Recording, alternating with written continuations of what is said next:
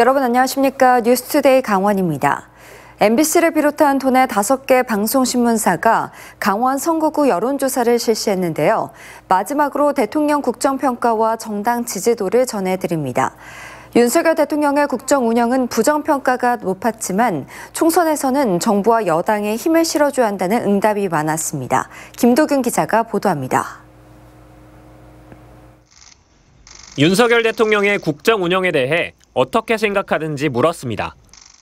부정평가가 51%로 긍정평가 45%보다 6%포인트 높았습니다. 구체적으로는 매우 잘하고 있다 18%, 잘하는 편이다 27%, 잘못하는 편이다 17%였는데 매우 잘못하고 있다가 34%로 가장 높았습니다. 하지만 국정을 심판해야 한다는 의견보다 지원해야 한다는 의견이 우세했습니다. 국정 운영을 더 잘하도록 정부와 여당에 힘을 실어줘야 한다는 응답이 50%, 정부와 여당을 견제할 수 있도록 야당의 힘을 실어줘야 한다는 43%였습니다. 반드시 투표하겠다는 적극 투표층에서도 정권 지원론이 52%로 정권 심판론 44%보다 높았습니다. 어느 정당을 지지하고 있는지 물었더니 국민의힘이 45%로 가장 많았고 더불어민주당 30%, 조국혁신당 7%였습니다. 개혁신당은 3%였고 녹색정의당과 새로운미래는 각각 1%로 조사됐습니다. 비례대표를 뽑는 정당 투표에서 어느 정당을 선택할 건지 묻는 질문에서도 국민의힘 위성정당인 국민의미래가 39%로 가장 높았습니다. 더불어민주당의 위성정당인 더불어민주연합이 17%, 조국혁신당도 17%였고 개혁신당 4%, 새로운미래 2%, 녹색정의당 1% 순이었습니다. 이번 여론조사 응답자의 95%가 투표 의향이 있다고 밝혔는데 81%는 반드시 투표하겠다고 응답했습니다. 김진태 도지사의 도정 운영에 대한 긍정평가는 52%, 부정평가는 36%로 16%포인트 격차로 긍정평가가 오차범위 밖에서 앞섰습니다. 이번 여론조사는 MBC를 비롯한 도내 5개 신문방송사가 K스탯 리서치에 의뢰해 강원도 8개 선거구에 거주하는 만 18세 이상 유권자 4,005명을 대상으로 지난 22일부터 3일간 100% 무선 전화 면접 조사를 실시했고 표본 오차는 95% 신뢰 수준에서 플러스 마이너스 1.5%포인트입니다. MBC 뉴스 김도균입니다. 22대 총선 후보자 평균 재산은 지난 21대 총선보다 6억 원가량 늘어난 18억 원입니다. 지난번에 비해 고액 자산가들이 입후보하기도 했지만 이 후보로 출마한 현역 의원 대부분 지난 총선보다 재산이 늘었고 절반은 20% 이상 증가한 영향으로 보입니다. 이병성 기자입니다. 22대 총선 강원권 8개 지역구에 입후보한 21명 후보들의 평균 재산은 18억 원, 12억 1,400만 원이었던 21대 총선과 비교해 6억 원 가까이 늘었습니다. 정당별로는 국민의힘이 33억 3천만 원으로 가장 많았는데 10억 8천만 원을 기록한 더불어민주당보다는 3배, 나머지 후보 전체보다는 4배 가까이 많았습니다. 최고 자산가는 57억 4,800만 원을 등록한 춘천 철원 화천 양구을 국민의힘 김혜란 후보였고 반대로 같은 지역구 무소속 이호범 후보와 강릉시 개혁신당 이영랑 후보는 재산 합계가 마이너스를 기록해 가장 적었습니다. 재산 형태 중에 건물이 눈에 띄는 것도 역시 김혜란 후보입니다. 서울 서초구 아파트 2채와 빌딩 2채 등 가격이 높은 건물들을 갖고 있어 건물로만 74억 6,200만 원을 신고했습니다. 예금으로만 23억 8,400만 원을 신고한 강릉시 국민의힘 권성동 후보도 만만치 않은 자산가입니다. 다른 후보들이 예금으로 분류되는 재산에 현금이 아닌 보험까지 많이 포함하지만 권 후보는 전액 은행에 예치된 현금입니다. 21대 총선과 비교해 후보들 재산이 늘어난 건 상당수 현역 의원들의 재산이 불어난 데에도 영향을 받았습니다. 현역 의원들의 2020년 출마 당시 재산 신고액과 이번 신고액, 그리고 그 사이 해마다 발표한 공직자 재산 공개 내역의 재산을 확인했습니다. 재산이 큰 폭으로 줄어든 원주시 을 더불어민주당 송기헌 후보 말고는 모두 4년 전과 비교해 재산이 늘었습니다. 가장 증가액이 컸던 건 12억 8,300만 원이 늘어난 권성동 후보로 본인 명의 예금만 7억 1천만 원이 늘었고 배우자와 공동 명의로 되어 있는 건물 가격도 각각 3억 가까이 올랐습니다. 증가폭이 가장 큰 건 2배 이상 재산이 늘어난 춘천 철원 화천 양구갑 더불어민주당 허영 후보인데 지난 선거에는 신고하지 않았던 부모 재산 6억 원가량이 이번에 포함됐고 춘천의 아파트 전세금이 추가된 영향이 컸습니다. 이 밖에도 이양수 후보 76.4%, 권성동 후보 34.8%, 한기호 후보 25.9% 등 현역 의원 8명 중에 절반은 4년 새 20% 이상 재산이 늘었습니다. 같은 기간 16%가량 늘어난 국민 평균 순자산 증가량보다도 빠르게 재산이 불어난 겁니다. 지난해 국민 평균 순자산은 4억 3,500만 원, 출마자 평균은 18억, 4배가 넘었습니다. MBC 뉴스 이병선입니다.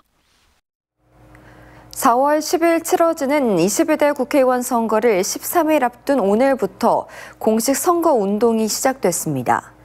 오늘부터 후보들은 오전 7시부터 오후 11시까지 공개된 장소에서 연설과 대담을 할 수 있고 자신이 출마한 선거구의 현수막을 게시할 수 있습니다. 또 선거 운동을 할 수 있는 유권자는 말이나 전화로 특정 정당이나 후보자에 대한 지지를 호소할 수 있습니다. 이번 총선 사전투표는 오는 4월 5일부터 6일까지 이틀 동안 진행됩니다. 이주호 부총리가 강원대 병원을 찾아 의대 증원에 대한 의지를 거듭 밝혔습니다.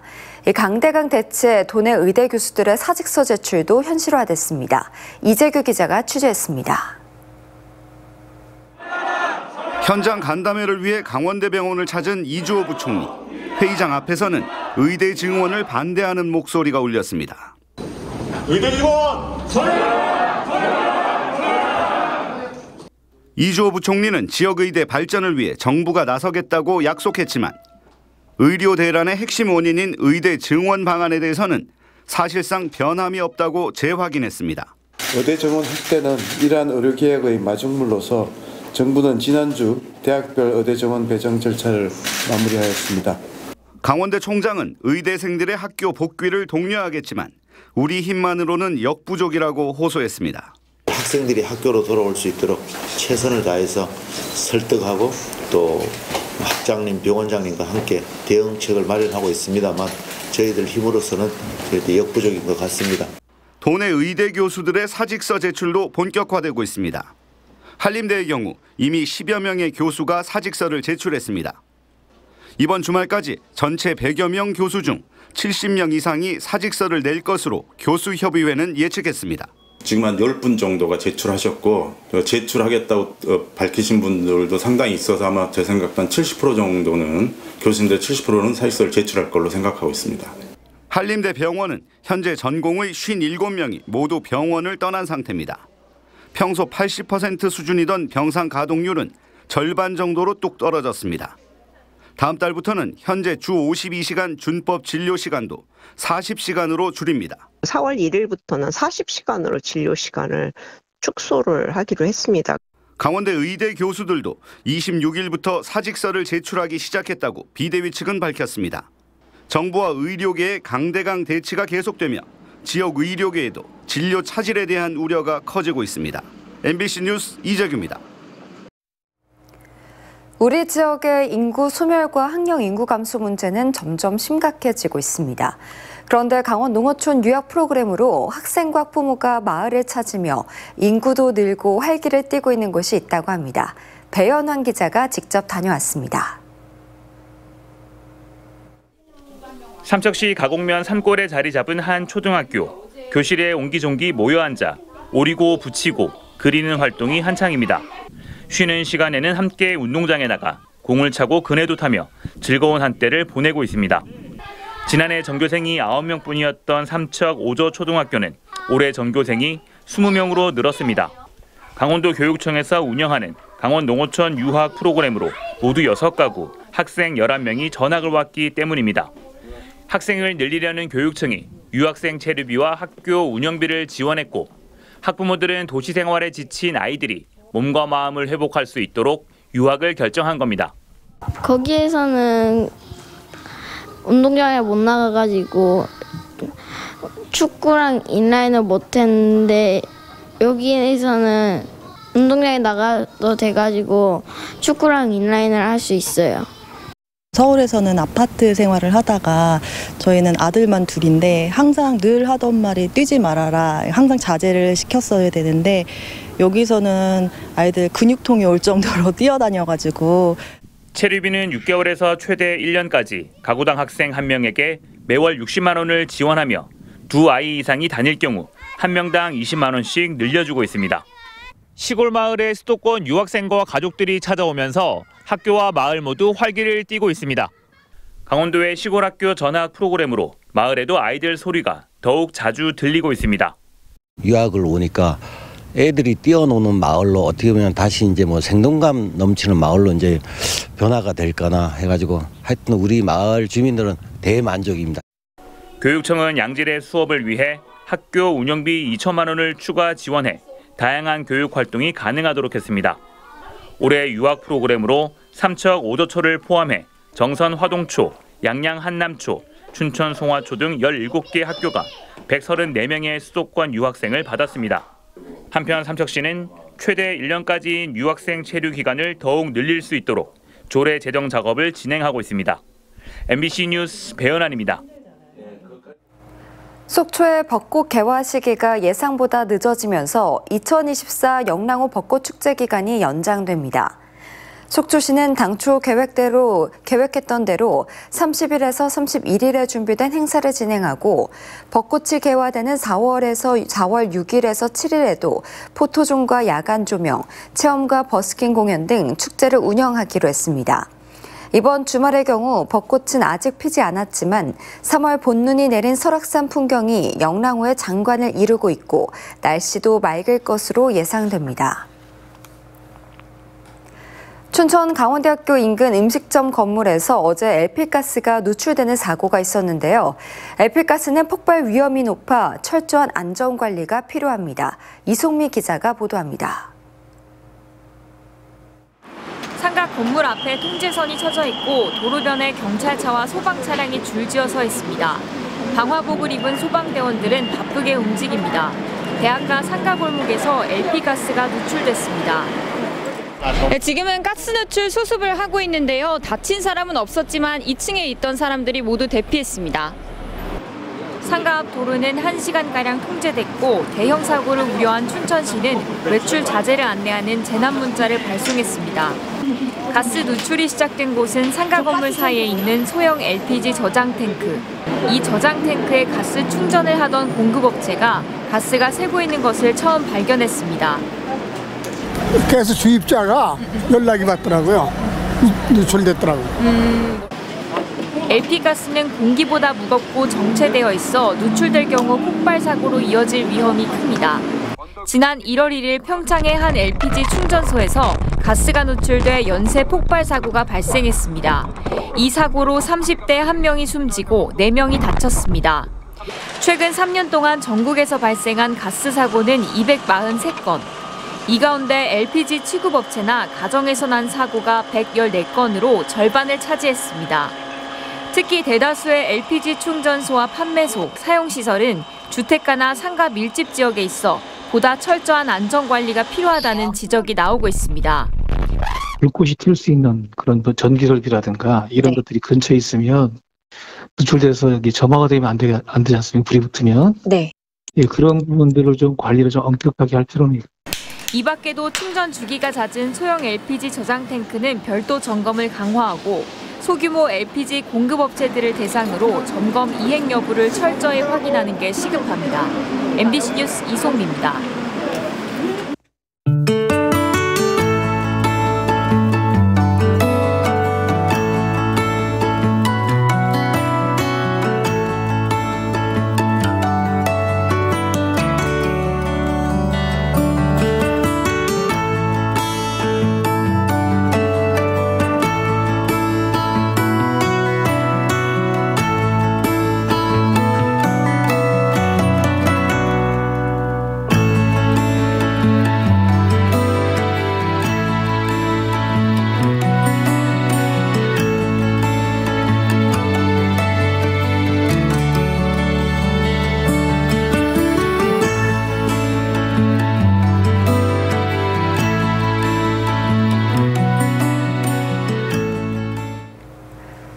강원경찰이 어제부터 22대 국회의원 선거에 대비해 24시간 선거 경비 체제에 돌입했습니다.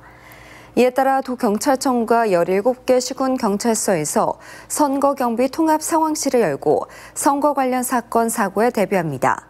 또 투표용지 보관소 200여 곳과 투표소 600여 곳에 대한 순찰을 강화하고 투표함을 회송할 때는 무장 경찰관을 지원하는 등 선거 종료 때까지 인력 7천여 명을 투입할 계획입니다. 국립농산물품질관리원 강원지원이 최근 10일 동안 사이버 단속반 32명을 투입해 배달앱 참여업소 652곳을 모니터링한 결과 이 배달앱에서 원산지를 제대로 밝히지 않은 업체 23곳이 적발됐습니다.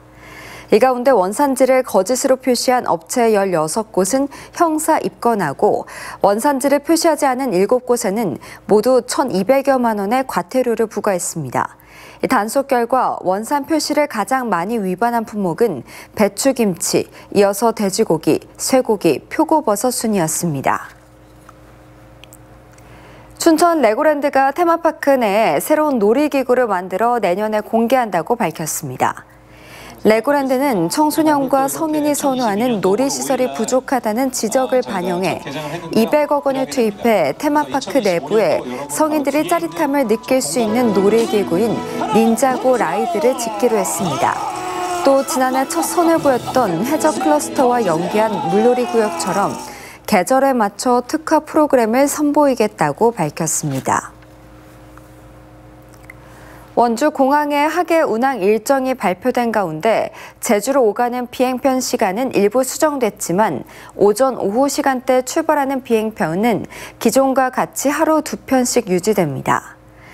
이달 31일부터 원주에서 출발하는 제주행 항공편은 기존 오전 10시 45분과 오후 4시 55분에서 오전 11시 10분과 오후 5시 20분으로 제주에서 돌아오는 항공편은 기존 오전 8시 50분과 오후 2시 30분에서 오전 9시 5분과 오후 3시 20분으로 변경됩니다.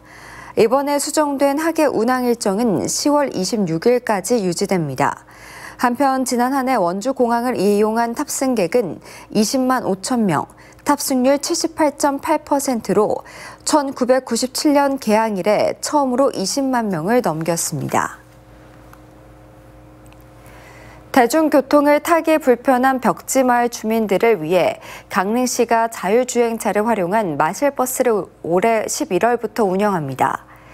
강릉시는 국토교통부의 자율차 시범 운행주고 서비스 지원 사업에 최종 선정돼 올해 11월부터 영곡면 사무소에서 삼산보건진료소까지 13km 구간에서 마을 주민들을 위한 마실버스를 운영한다고 밝혔습니다.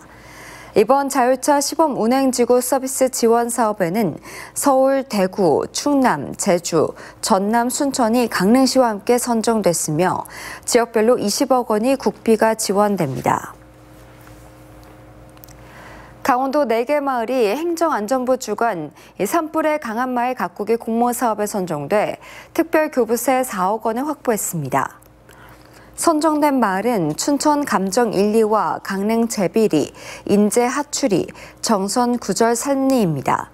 이 산불에 강한 마을은 지역 공동체가 주인이 되어 자발적으로 산불 예방 계획을 세우고 전문가 컨설팅을 통해 마을 주변 산불 예방 사업을 실시하는 사업으로 다음 달부터 11월까지 추진합니다. 신들의 숲으로 알려진 천연기념물 제93호 원주 성황림이 오는 30일 일반에 개방됩니다. 별도의 예약 없이 당일 오후 2시까지 성황림 체험마을에서 현장 접수하면 숲 해설을 들으며 성황림을 둘러볼 수 있으며 참가비는 6,000원입니다. 성황림은 조선 말부터 마을의 수호신을 모시던 선왕당이 있던 숲으로 생태 학술적 가치 보존을 위해 평소 일반인의 출입을 제한하고 있습니다. 강원연구원과 해양심층수산업 고성진흥원이 해양심층수산업 육성을 위해 연구 교류에 협력하기로 했습니다. 이에 따라 양계관은 해양심층수 산업 육성을 위한 홍보 마케팅, 정책 개발, 농수산업 플랫폼 구축, 해양심층수 추가 개발, 고부가 가치화, 체험시설 등 서비스업 인프라 구축, 강원특별법 특례화 방안에 나설 방침입니다. 두 기관은 지난 26일 강원연구원에서 해양심층수 산업 육성을 위한 협약을 맺고 해양심층수 산업시장 개척을 효율적으로 추진하기 위해 노력하고 있습니다.